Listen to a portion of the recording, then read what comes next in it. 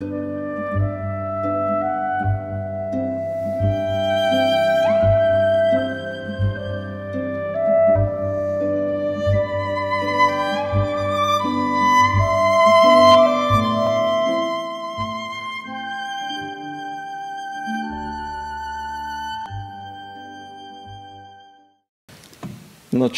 на всяко нещо понякога може да бъде изключително интересно.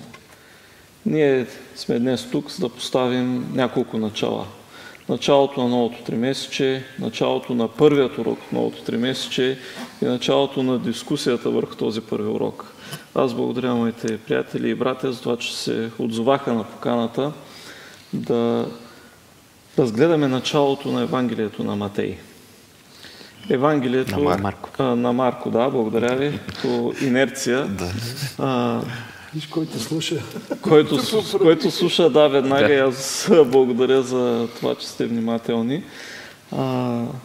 Марко се предполага, че Евангелието на Марко се предполага, че е първото написано Евангелие. Има леки спорове за това дали Марко или Матей, но приемаме, че той е наистина първото Евангелие и започва наистина по интересен начин, с една интересна думичка, която е началото. Началото на благовестието. Този първи урок разглежда няколко теми. Първата е с автора. Кой е авторът, през какво е преминал и дали преживяванията, които е имал, са оказали своето влияние, когато той пише вдъхновен от Светия Дух своето Евангелие, и след това ни запознава с самото въведение на самото Евангелие. Първи впечатления, първи думи към този първи урок. Днес сме първи във всяко едно отношение. Относно това дали е Марко, нали, как ти казваме спорен, това има много така доказателства. Дали Марко е първото написано Евангелие? Да. Аз тук съм си извадил. Иероним пише: Марко, ученик и тълковател на Петър, бидейки помолен от братята в Рим, написа краткото Евангелие.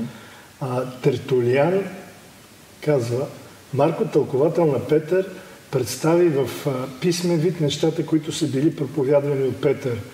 И свети Джерем казва, че след написането... Иеронима, Джерем, те някой... Водят. След написането на Евангелието, Марко отишъл в Египет и бил първият, който проповядва благовестието в Александрия, където основал църква и давал пример със святия си живот. Така че има много свидетелства, доказателства за... От църковните отци, още в първите векове, че Марко наистина е написал Евангелие, приемаме, че това наистина е неговото Евангелие. Той е бил, както ти прочете, близък сподвижник на Павел, после на Петър, след Рим отива в Египет и там служи, даже се приема, че един от първите епископи, доколкото спомням, в Александрия. Други първи впечатления, или да започваме директно с проваленият мисионер. Кой е Марко? За първи път се споменава, когато където Петър, когато бил освободен от затвора, където Ирод го е затворил, отива в една къща, където се споменава, че, нали, коя е тая къща? Мария, майката на Марко, нали, където са били събрали вярващи, за да се помолят. Тя даже доста интересна историята, нали, как те са събрали да се молят, появява се Петър и така. Това и за средата, в която е израснал Марко. Да, той е израснал в вярваща среда, нали, сред вярващи, даже може да е бил там, когато това се е случило и може би е бил впечатлен от чудото, което е станало, защото те са се молили, но не са повярвали. Нали. И усещаме... Момент, казва нещо. Моли се, но не са вярвали. Ами не са повярвали. Моли ли са първите, защото много често казвам, се върнем към вярата на първата църква. И първите вярващи, това става след излизането на Светия Дух, църквата се разраства, те събират заедно, хранят се заедно, разчупват хляба, следват писанието, молят се заедно, но има интересен епизод от техния живот. Те събрани заедно, тази жена е предоставила своя дом да събират домашна църква, молили се заедно и голямо им е очудването, че на техните молитви наистина се отговаря. И то два пъти. И те предполагат, нали, че не, сигурно е ангела му, нали, едва ли не може да е той, няма как да е той, защото сигурно знаят, може би, какъв е бил затвора, там не можеш да мръднеш, нали, и няма как да излезеш. Това може би оказва влияние по-късно и на, нали, смята се, че първата част на Евангелието на Марко е, нали, описва много чудесата, той е бил много впечатлен, може би, от чудесата. И това е очудващо после, когато си тръгва от службата, по-късно ще видим с Павел и Варнава, това става след чудо, нали? След чудо, когато Павел успява да накаже. Можем ли да кажем, не само въз основа на казаното от тук, че и всяка личност израства, тя има път, който трябва да премине, да извърви, за да израсне, както и всяка общност си има своя хляб, който трябва да изяде, или сол, която трябва да изяде, за да израсне, да се развие. В случая църквата в Иерусалим. Добре, това иска да се равня, само че, нали, всъщност, когато повярва, човек вярва заради чудото, обаче познава ли Христос? Да. Може би не може да остане само на тази вяра. Не може да остане на тази вяра и затова е крехка вяра и затова... Чудото понякога привлича вниманието, запалва дадена искра, но трябва постоянно да се влива гориво, че двигателя... Не само не познаваш ли Христос, нали, там има толкова текстове, които ако не гледаш на Христос, ако не гледаш, просто много лесно може да... Да, но Бог и сега работи с чудеса. Има общности и такива отдалечени племена, където само чудо може да бърне хората към Христос. Не, като погледнем дори тия, има евангелските, дето правят чудеса и нищо друго. Не е смисъл, че чудото винаги е впечатлявало, нали? Като имаш Библия, чудо трудно трябва да търсиш да те впечатлява. Ще върнем, може би, по-нататък към чудесата, защото Марко наистина засяга тази тема доста обширно. Нека да в началото съсредоточим повече върху неговата личност. Казах, че той израства в вярващо семейство, поне неговата майка е спомената. Църквата се събирали в техния дом да се молят. После го виждаме къде? Виждаме го по-късно в Антиохия, Антиохийската църква, може би. Пропускам ли нещо? Не, той просто явно се е помолил на Чичо си, Варнава, заедно с Павел, да го вземат със себе си, нали? Защото е бил почен, искал да служи, не знае какво точно може би представлява това, защото... Един млад човек, който иска да служи, все още не знае какво и как ще... какво включва това служене, с какво ще се сблъсква, неизвестностите са изключително много. Не само за него, те са изключително много и за, може би и за Варнава, и за Павел, които, те вярно имат повече опит в като християни, като хора, които споделя Евангелието, но това, което започват е нещо ново, непознати земи, хора, които ще срещнат предизвикателства, пред които ще се изправят. Марко, той гори. Той гори. Толкова е впечатлен от Евангелието. Ентусиазъм, иска да тръгне с тях. Всеки един от нас е минал през първата любов. Просто гориш, върчиш, и глупости по него път правиш, обаче само и само Святия Дух те потиква отвътре. Но когато реално вече вижда нещата, малко... Може да кажем, че важно тук е, че той тръгва.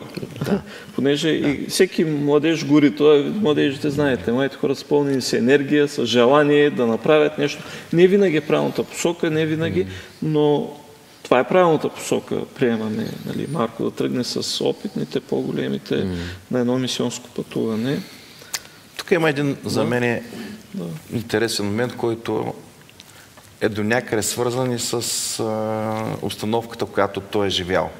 Аз не знаех, но поне в урока, доколкото го четах, придобих някаква представа, че все пак неговото семейство не е било чак толкова бедно семейство. Да речеме, може би са били средна ръка, не знаем дали не е повече. Имали са най-малко, имали са голямо помещение, където да събират вярващите. По-голям дом са имали. Така че, може би той е бил задоволен материално. И като всеки един млад човек, който е задоволен материално, и не само леко разглезен, ами е търсил по-силни емоции, по-силни преживявания. Изведнъж идват някакви апостоли при тях да се събират, казват за някакви чудеса, за някакви свръхестествени истории. Петър бил освободен. Да, и няма как този млад човек веднага да си каже, тук има нещо. Да, тук има много интересен живот, който мога да си поживея. Защо това го споменавам? Защото много от нас И включително и аз съм си мечтал да стана някъде мисионер, виждаш, нали, нови предизвикателства пред тебе, да речем. Да.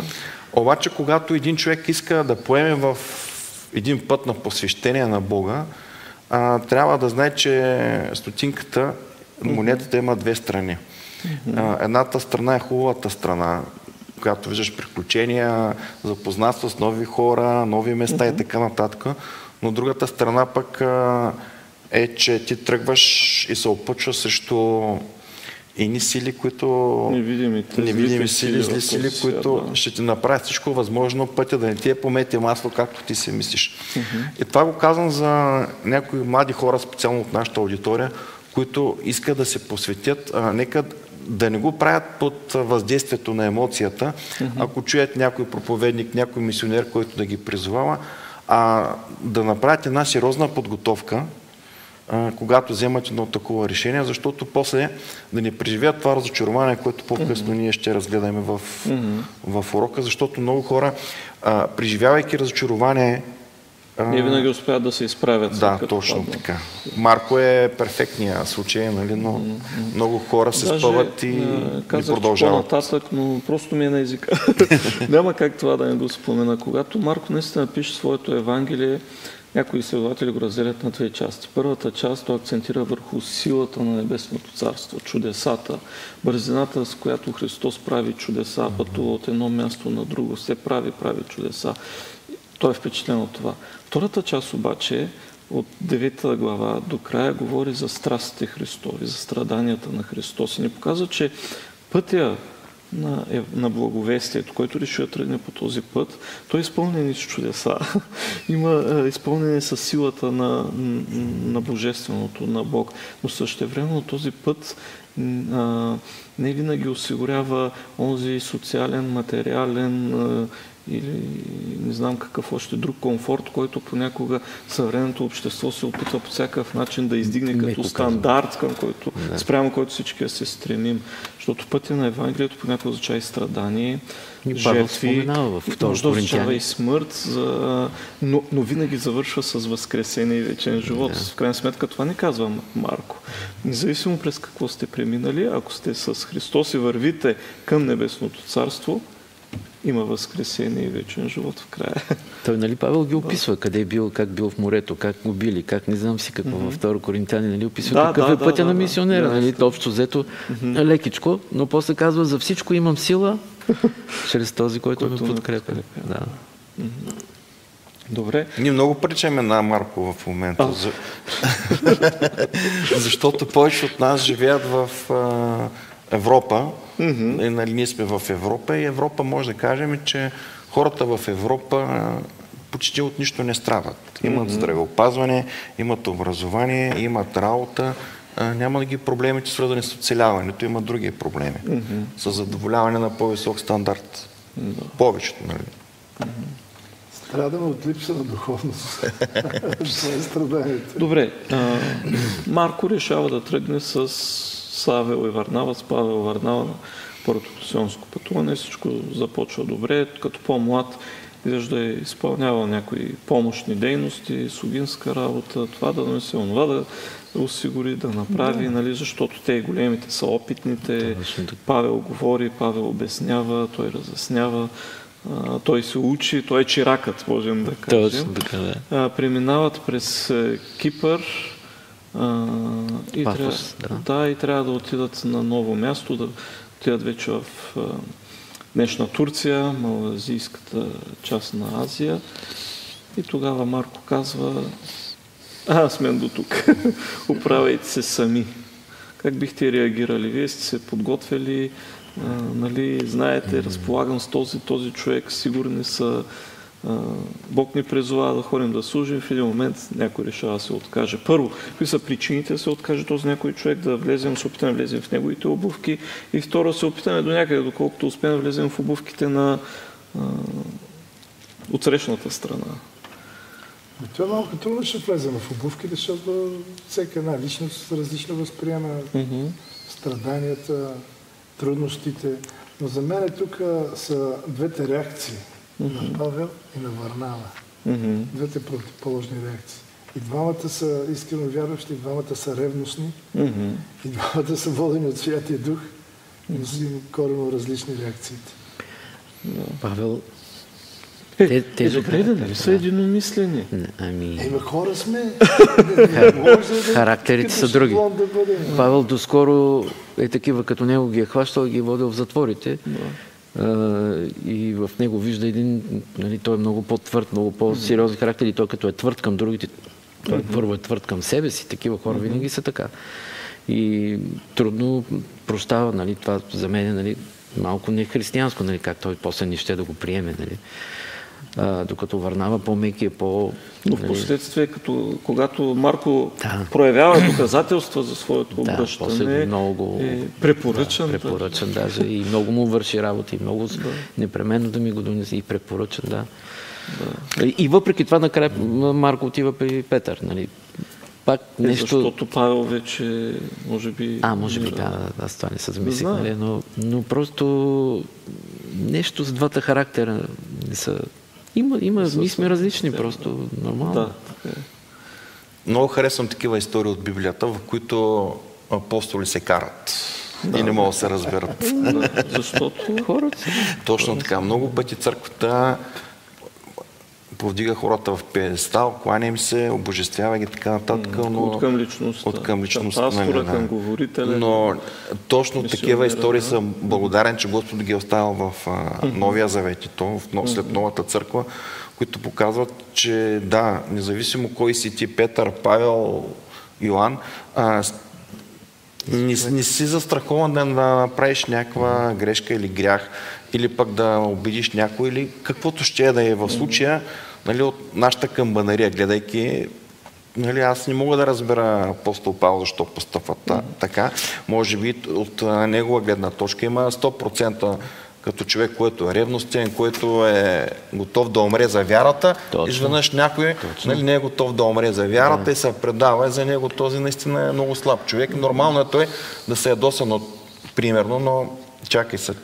Но много интересно, нали, това, че той се ядосва и спорят дали да го вземат, може и от друга гледна точка да го разискваме, да го поставим като един Павел, който има определена цел. Той казва, сега не мога да тръгна с човек, който, нали, веднъж се е провалил. Нямам време. Нали, все пак човешкият живот е твърде кратък. Аз трябва да отида там. Това не се придвижва и с самолети, с това. Всичко е ставало много бавно. Вести са пристигали с вестителя. Не само това показва... Да търси други сигурни хора, на които... Висотата на мисията, която той се е сложил, че те е много високо. Докато от друга страна Варнава, аз нарочно дах този въпрос, че единомислието не означава еднаквост. Нали? Трябва да не е ясно това, докато Варнава, той човекът, който е призовал, отишъл, търсил Павел в Тарс, хайде ела в Антиохия, нали, има дадености. Значи, той е запомнил какъв и що е Павел. Минали са много години, някъде около 14 години плюс-минус една година са минали от обръщането на Павел. По 3 години и половина в пустинята, нали, където каза и на мен, бе обяснено, нали, той пише по-нататък. Години наред той живее в Тарс, не е потърсен и изведнъж отива в Варнава.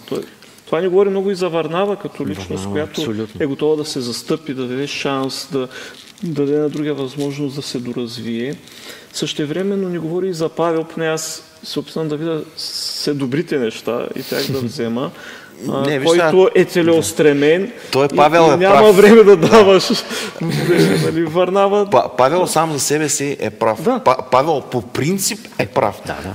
Никой не иска да работи с човек, който е с извинение, да не го казвам, нали? Изоставил в най-тежни. Аз ще да дам едно определение, ама няма да дам определение. Да речеме, никой не иска да работи с човек, който да не може да разчита на него. Всеки би се отказал от такъв човек. И Павел, като го познаваме, окей. Обаче от друга страна, какъв беше Павел? И той не се отличаваше много в някои отношения от Марк.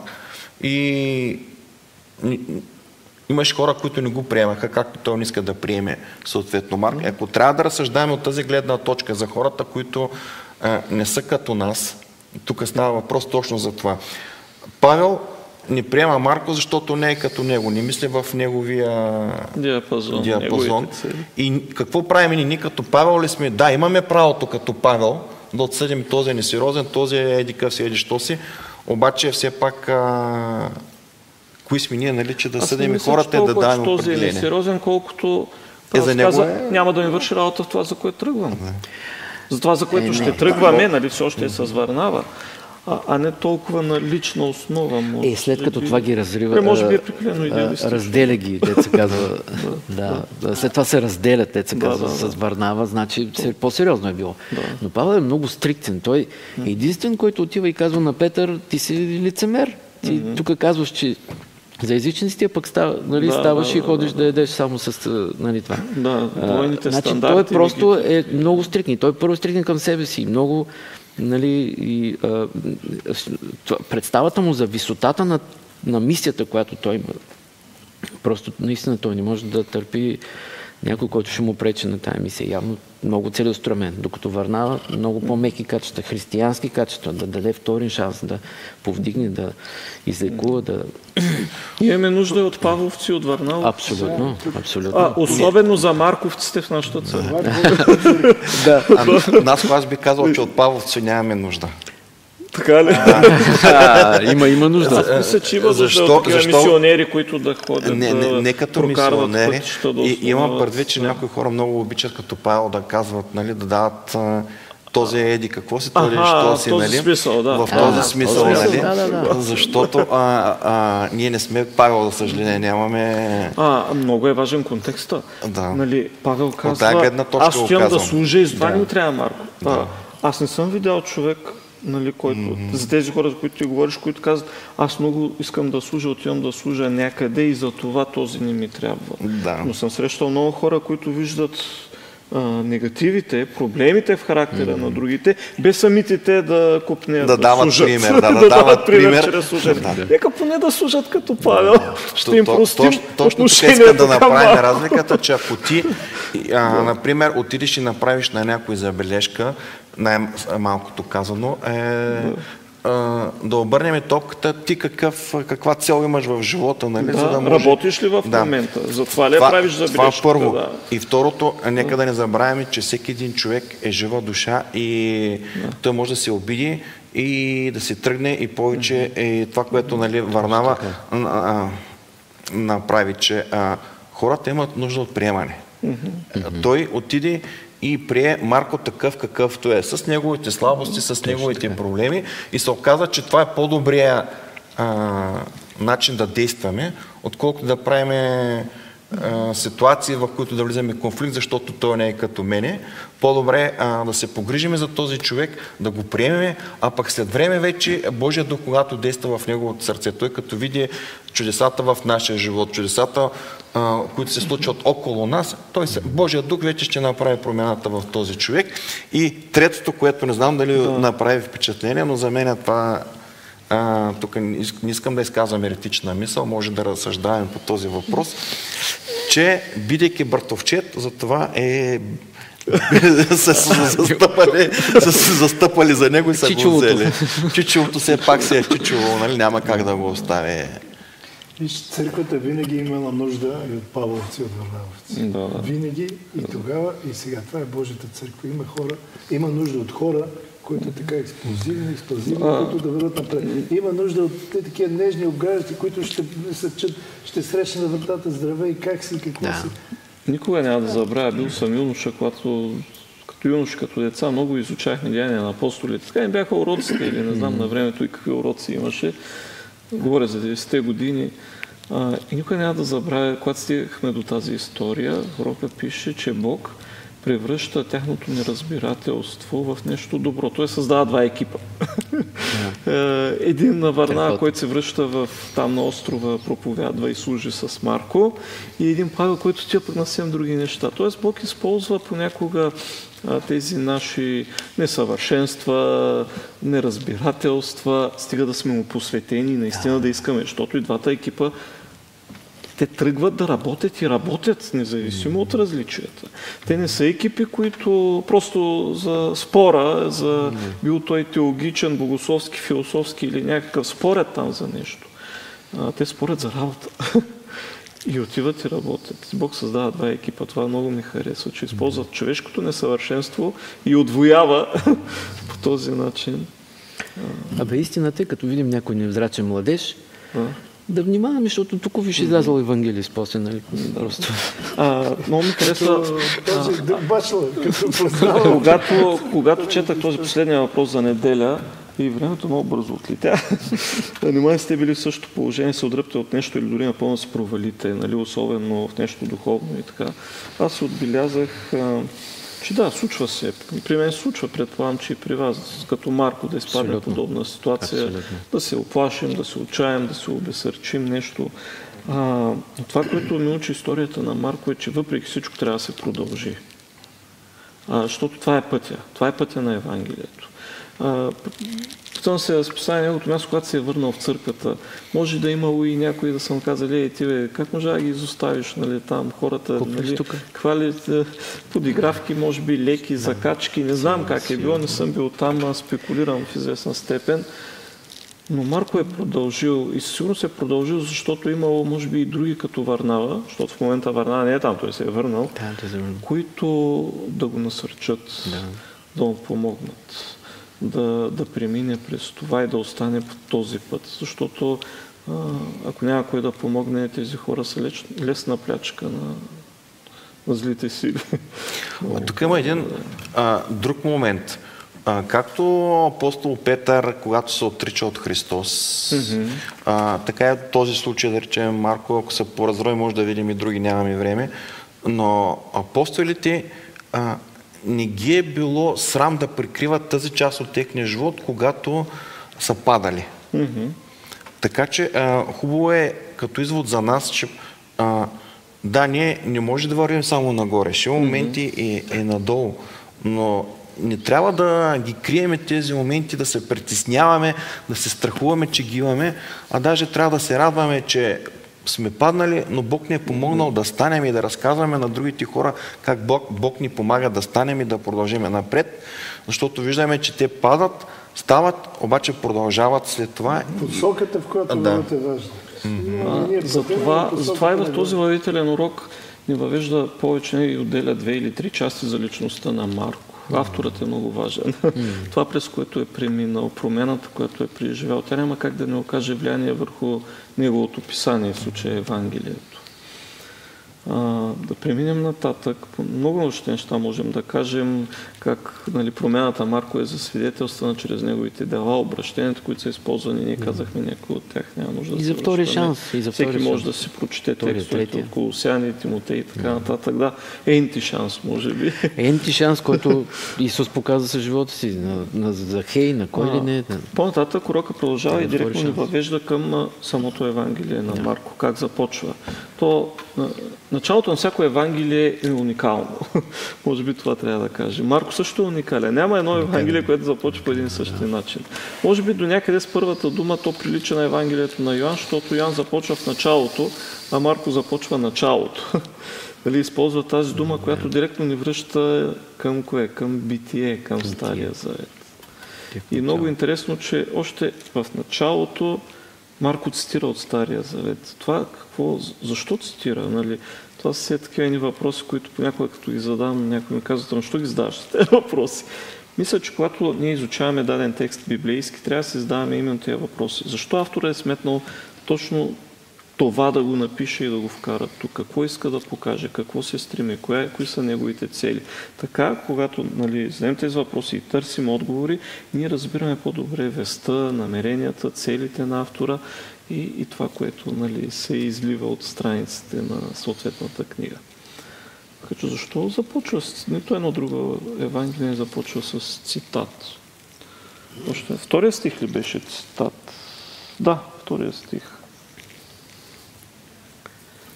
Как мислите ви от Стария Завет? Сега... Марко не е Евангелието, което цитира най-много от Стария Завет. Това е Матей. То по-нататък в урока се засяга темата. Не знам дали малко ще избързаме. Не, избързвай. Но добре, без това времето напредна. Реално Марко прави един мост между Стария и Новия Завет. И този мост е Исус Христос. Това е този, който е очакван в Стария Завет да дойде, за което е предсказано и който е дошъл и направил брой чудеса, които бил е впечатлен, които свидетелстват за неговата божественост, описана в Стария Завет, което е предсказано. Ако трябва накратко да го кажа. Както и страданията, които втората част казах. Каза, че Евангелието на Марко е преди всичко предназначено за езическата аудитория, отколкото за юдейската. И то набляга повече на действията, отколкото на проповедите. И на бързината, нали? Веднага някой може да се направи изследване. Има търсачки сега, да види колко често среща тази дума. Веднага Христос направи това, отиде там и веднага това се случи, веднага онова. Добре. Още друго... Хареса ми това за приемствеността, въпреки че Марко говори за начало, той казва, това не е начало. Да, това е начало нещо ново, но не е абсолютно ново. Защото то е продължение на Стария Завет. И то е естествено продължение на Стария Завет. Но е ново и е начало, защото кой? Кой е тук? Ако в Стария Завет пророците са говорили, нали, движени от Светия Дух, се известявали Божието Слово, то сега имаме онзи, който е говорил чрез пророците. Той е слязал на тази земя.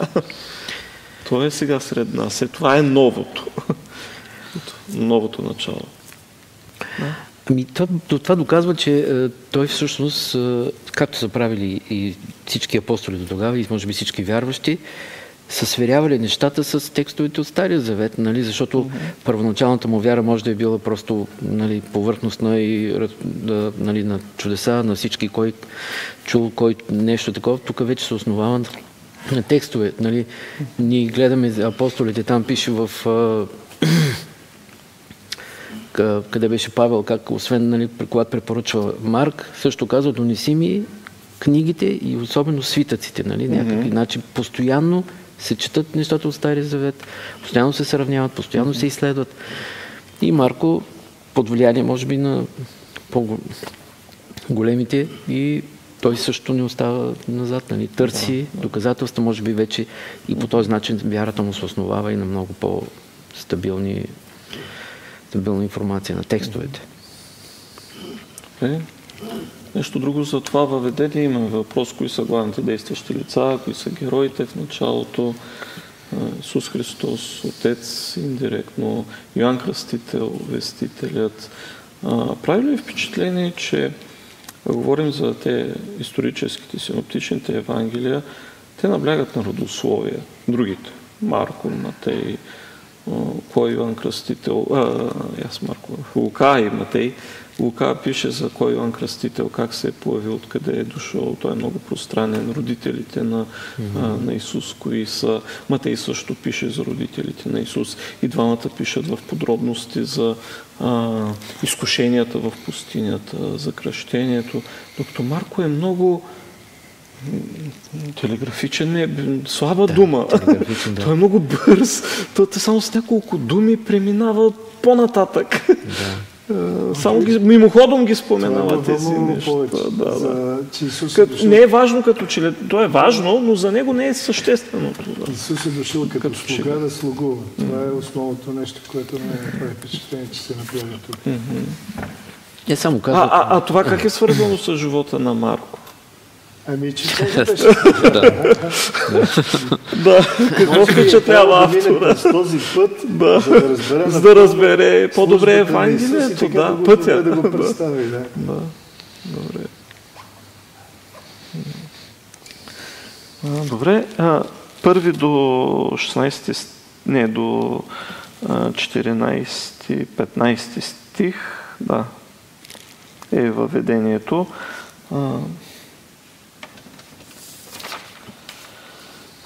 Някои, това като една подробност, изследователи, за тези, които искат по-подробно да изследват, казват, че в първи стих началото на благовестието е на Исус Христос, Божият Син. Тук се среща понятието Божий Син и това е една скоба, кой е този Божий Син. Понеже Марко наистина развива тази тема, той говори за Божия и за човешкия Син, какво означава едното и другото понятие. Но тук във въведението той завършва тази тема за Божия син в 11 стих, той затваря скобата, като казва и дойде глас от небесата, който казва ти си моят възлюбен син, в тебе благоволих, казва този превод, или в тебе е моето благоволение. Нали, ако още в началото някои се чудят кой е този, Марко много бързо веднага ни дава отговор. Кръщението на Исус и Евангелието според Исус. Кой присъства на кръщението на Исус? Какво се случва? Защо е важно? Въпреки че и толкова набързо, разбира се, Матей го споменава. Може много да говорим. Темата тук за пустинята. Защо пустинята? Защо в Йордан споменава Марко? Йордан е разделителна граница. Тя е свързана с историята на Израел. Пустинята също е свързана с историята на Израел. Но той не спомена нито едно от изкушенията, казахме. Да. Но знаете ли, прави нещо по-различно от другите. Не знам дали е правило впечатление. Бих искал да прочетем и като излезе веднага от водата, видя, че небесата така. И дойде глас от небесата. И веднага духът го закара в пустинята. Това го има и в другите евангелия. Поне в едното го има, съм сигурен. И беше в пустинята 40 дни, изкушаван от стана, и беше с зверовете и ангелите му служеха. Тук спомнят зверове. Тук, да, другите евангелия няма зверове. Няма зверове. Какви зверове? Змии, гущери? Да. И ангелите му служеха пред тези 40. Ангелите. Мен ми прави впечатление пък, че... Докато е изкушаван, да. Исус е сам. Исус е сам, но не напълно. Не напълно, но няма хора, няма човек, който да му помогне. Малко гадае вече какво ще е било. Да. Не, защо използва, нали, това са въпросите, които... нали накрая ангели си, след като са минали 40 дни, ангели си. Да. Някои виждат, може би, разбира се, да кажем, повлияни от съвременните философски течения и разбирания в зверовете тук, и че Исус Христос е дошъл да спаси хората, но Той е дошъл да изкупи цялото творение. Абсолютно всички. Защото земята целокупно въздиша и ожида какво е изкуплението си, нали, всички. Да. И в този сблъсък участва не само Христос и Сатана, участват ангелите, участват зверовете, природата, участват и хората. Добре. Тук, ако залитнем, може да изпаднем в някои крайности и все пак 40 дена уж е бил в изпитание, в изкушение, пък изведнъж ангелите са му служили, значи не му е било толкова чак тежко, що му са му служили ангелите. Някой от нашите зрители може така да си помисли. Не знам в какъв аспект е казано ангелите са му служили по време, когато е било в пустинята, но...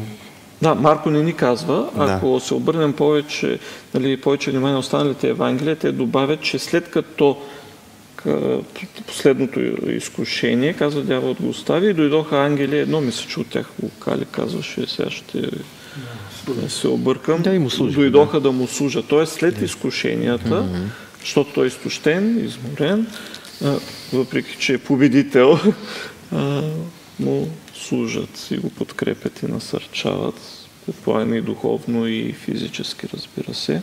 Но тук, нали, не трябва да изпадаме в тази крайност от един стих, който е описан в дадено Евангелие, да си правим някакво заключение, без да се поинтересуваме. И с другите, защото може да си кажем какъв е този пост, като са му сложили ангели. Така всеки текст би станал претекст за нещо, което няма нищо общо с едно отклонение, нали, с това пояснение, което ти даде. Както и друго различие, нали, аз повдигам тези въпроси, те не са непременно отбелязани тук, но можем да си ги зададем. Поне за мен са интересни.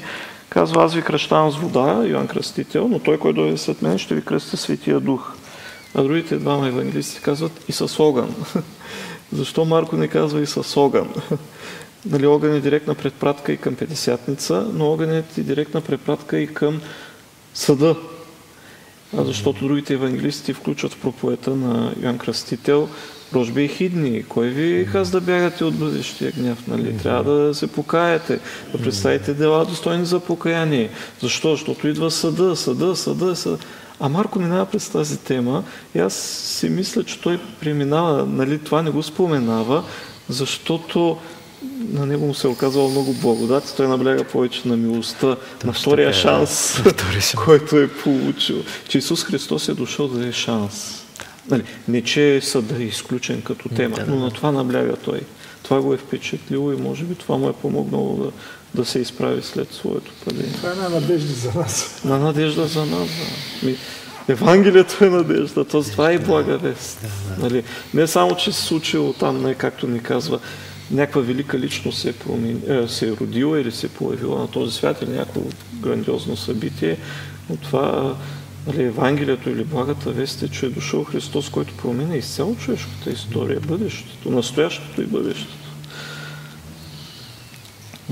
Добре, за съдържанието на Евангелието, понеже наистина напредна времето, кои са трите там момента или точки, които, ако искате да се върнем към някоя друга тема, сте свободни да го направите това? Тук има за божествената и човешката природа на Христос, където споменава. Сега това е за мен е малко актуално, защото сега точно някои хора смятат, че Исус е бил просто човек. Да, или просто човек, или наследил божественост, получил божественост, а не който е Бог дошъл в плът. Нали, да, поради една проста причина, че не могат да си представят как Бог може да умре на кръст. Нали, как може ли Бог да умре? Нали. Това са едно от многото неща, които ние не можем да си представим, защото сме слаби. То затова се казва, Павел го казва, и това е тайната на благочестието, Бог, който биде явен в плът. И така нататък. Това е тайна. Просто ние може, нали, той в Рок се казва, ние не можем да го схванем с ума си тази идея. Как е хем е Бог, хем е човек. Добре, но въведението е това. Представяне се Исус Христос, връзката с Стария Завет, Йоан Кръстител, който прокарва пътя, т.е. Христос не се появява в един вакуум, някакъв незнаен нечут, има подготовка, целият Стар Завет подготвя появата на Исус Христос. Непосредствено преди той да започне своето служение, идва Йоан Кръстител, подготвя народа, Исус Христос отива и се кръщава, минава през пустинята, духът го закара в пустинята, ето го стикват и много други въпроси, нямаме време. Как така духът в пустинята, нали, Бог не мисли само доброто на хората, защо го завежда на такова неподходящо място и където с зверовете, нали, и няма и храна. Но това е пак друга тема. Нека да се спрем последно на веста на Исус Христос. Проповядваше благовестието, като казваше: времето се изпълни, Божието царство наближи, покайте се и повярвайте в благовестието. Кои са основните точки, теми на проповедта на Исус Христос и какво ни казват те? С какво ги свързваме още? Павел казва, според откриването на тайната, която е била замълчана от вечни времена, а сега се е явила и чрез пророческите писания по заповедта на вечния Бог е станала позната на всички народи за тяхно покоряване на вярата. Тоест, времето се е изпълнило, пророчествата... Какво не говоря? Това пророчеството, което е описано в Данаил за 2300 денонощия и нали, най-вече онази по-кратката част за 1000 колко дни? 260. Моля? 1260. 70 седмици плюс 490. В случая 400. Да, се изпълнява. Времето, ето това време се изпълнява. А не просто, че Бог има някакъв план във времето, който ние не знаем и дошло е наистина времето и тези неща трябва да се случат. Понякога така казваме, дошло му е времето да се счупи и трябва да сменеш съединителя на колата. Дошло му е времето. Не, тук имаме точно определено време, предсказано в Стария Завет, което се е изпълнило точно на време. Исус Христос се кръщава и започва своето служене 27 година от нашата ера или след Христос. Да, Лука казва в 15-та година от обрънят на Тиберий, който съвпада с 27-та година от пророчеството на Даниил. Т.е. абсолютно точно съвпада. Да. Времето се изпълни. За какво се изпълни времето? За какво се е изпълнило тогава времето? това, което трябва да се открие на хората. Нали, Какво? този план, който е създаден в вечността, плана за спасението на хората, дойде Месията, да дойде Спасителя. Той планът е разкрит, вече Месията е дошъл. Да, точно. Царят е тук. Царят е тук, да. Небесното царство наближи, както разбирате това. Как е наближило, като има все още толкова много страдания. Имало тогава, има и днес. И тогава е имало войни, и днес има войни. И тогава е имало болести, и днес умират хора от болести. Казва се наближи, вече е дошло, вече имаме още да чакаме. Как е наближило, да. След като пророчествата, които са дадени в 9 глава на Даниил, са изпълнени от изчисленията там 457 години на Астаксерфука за възстановяването на църквата и държавата и на гражданските и религиозни права на евреите. След това 27 година раждането, смъртта, убийството на дякон Стефан 34 година. Това са всички неща, които са изпълнени и са дадени при пророчеството. Хората, като ги съпоставят, виждат, че всичко, което е казал Исус, се сбъдва. Така че това, което предстои, също ни е казано какво и кога ще бъде. И това е една надежда за всички вярващи. Тук повдигаш темата за Божието царство. Страхотна тема, която аз много я обичам и ме вълнува. Може би ще се учи по-нататък в урока, но ако трябва сега да отворим една скоба, която по-нататък ще бъде затворена, кое е Божието царство? И няма да дам отговор, за да е интересно на зрителите да четат урока. Кое е Божието царство? Защото казва, Божието царство наближи. А кое е Божието царство, за да видим, че наближава? И как е наближило. Да, но няма да дам отговор, ще го оставя отворен въпрос. И ние трябва да даме. Да. Много интересна тема, да имаме повод да я коментираме друг път. Добре. Покайте се, повярвайте благовестието. Кое е благовестие? Пак Божието царство. Добре, в края няколко думи, какво можем да кажем? Или въпроси, ако нещо смятате, че сме пропуснали, хубаво да наблегнем, да кажем. Сега е момента. Да благодариме на Бога за всичко това, което ни разкрива в Евангелията, в пророчествата, в пророците, за това, че нищо скрито няма. Всичко ни е открито. И най-вече ни е показано пътя за спасението. Единствената връзка с Христос е пътя за спасението и за вечното царство. Да вървим по този път. Амин. Път е Господен. Добре. Аз бих добавил да благодариме за ентите шансове, които Господ ни дава в живота. Да. И да се възползваме от тях, като Марко. Да. Как се е възползвал той, като се е покаял, обърнал и продължил напред. Да. Както казва Чърчил, никога да не се предаваме. Никога да не се предаваме. Добре. Ами, тук в урока се споменава за... когато говорихме тук за естеството на Христос, как идва като човек и така нататък, и тук се казва, че това ни разкрива тази истина за Божията любов към човечеството.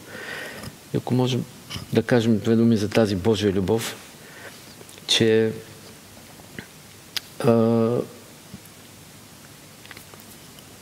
как точно се изразява в неговия живот, нали? Никой не бях се замисъл.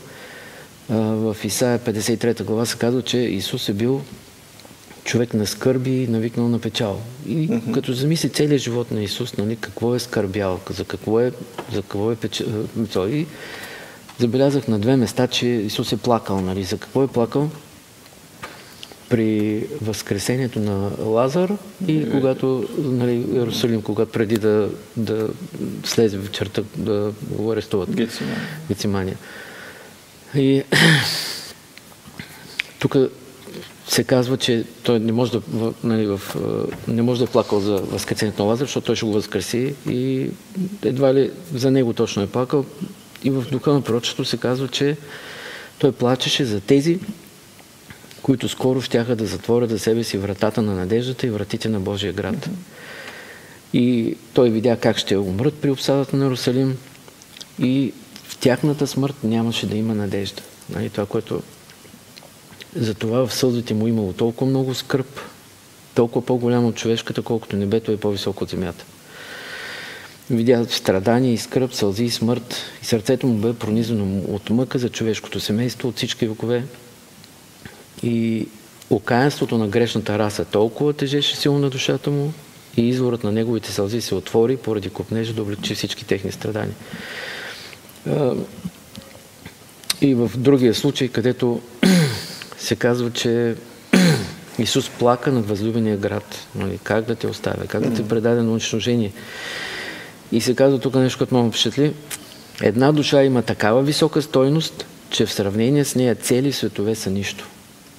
Това какво значи цели светове са нищо? По-малко са от една.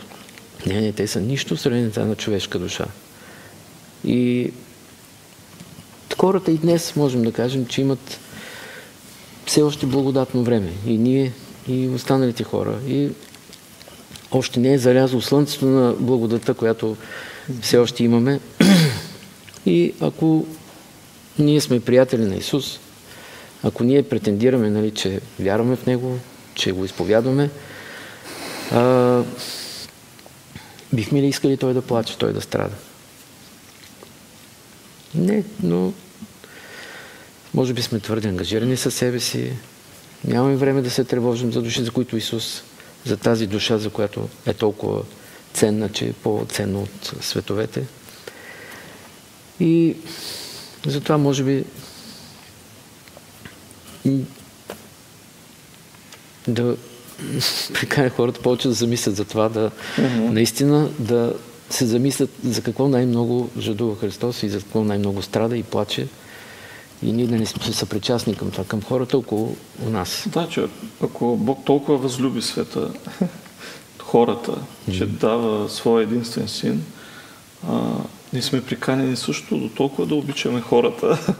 И виждаме това и живота и на Павел, на Варнава, по-късно и на Марко, че жертва този живот чрез своето служене. Думи в края. Когато четем Евангелието на Марко, виждаме и отношението на хората към веста на Исус Христос. Можем да кажем, без да сгрешим, че и веста и вестителя в Марко се припокриват. Христос известява благовестието, но и той е самата благовест.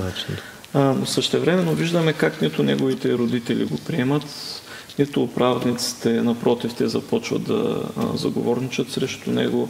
Неговите ученици до края не го разбират. Тълпите го следват, после го изоставят. Има там едни жени, които го подкрепят, но на кръста на Голгота и те го изоставят. И като че ли, много ми харесва този коментар, единствено отчаяните са хората, защото отчаяните, които няма на къде да отидат, нямат друг изход, не виждат друго избавление, единствено тези са онези, които го приемат. И си казвам, и си мисля, че Марко така представя нещата, защото той е бил много отчаян, когато се е прибрал от това първо пътуване. Но същевременно е разбрал и преживял чрез помощта на, предполагаме, на други вярващи, най-вече на Варнава, този втори шанс в дълбочина, втори шанс, който Бог му дава. И е приел напълно изцяло Евангелието и се посвещава в последствие на Бога. И затова пише, както казах, но сега резюмирам, онази втора част за страданието на Исус Христос от 9 глава нататък, че пътя Господен е изпълнен на тази земя и със страдание. Това, което и ти говори. Страдание не е, понеже ми харесва да страда, не да се мъчи и да ме боли, а страдание за спасението на другите хора, мъка по тях, желание те да познаят Бога, да прегърнат спасението, да прегърнат тази надежда и един ден, когато Христос дойде и се завърне, да бъдем наистина заедно. Марко и този урок поставя началото. Ние сме призовани и все още вървим по този път. Краят за някои хора понякога зависи от нашите дела, от нашите усмивки, от нашите действия. Дали ще бъдем като Варнава, който приема, търси онзи, който се отказал и се обесърчил, или ще бъдем като един Павел, който в момента не вижда шанс за Марко. Зависи изцяло от нас и от връзката ни с Бога. Нека всеки един с своите дарби и способности да допринася за изграждането на Небесното царство. Амин. Амин.